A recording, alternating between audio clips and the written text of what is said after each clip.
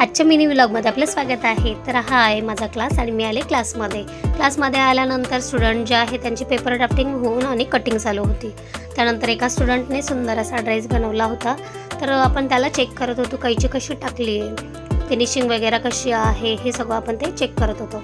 त्यानंतर नवीन जे स्टुडंट आहेत बरेच लांबून आपल्यापर्यंत येतात, तर त्यांचं जे बेसिक नॉलेज जे आहे मशीन कशी ऑपरेट करायची वगैरे हे सगळं ज्यांना नसतं माहीत त्यांना आपण डिटेलमध्ये इथे पूर्ण सांगत असतोय। तर आता स्ट्रेट आपली जी शिलाई आहे ती कशी पेपरवर ड्राफ्ट करायची आणि स्टिच करायची ते त्यांना सांगितलं। त्यानंतर पॉईंट्सवाल्या स्टिच कशा टाकायच्या, कर्ववाल्या कशा टाकायच्या, त्यानंतर त्यांना प्रॅक्टिसला बसवलेलं आहे आपण।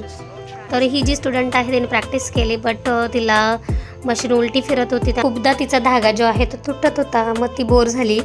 बट असे स्टुडंट असतील तरी आपण ते 3-4 दिवसामध्ये त्यांना कव्हरच करून घेतो।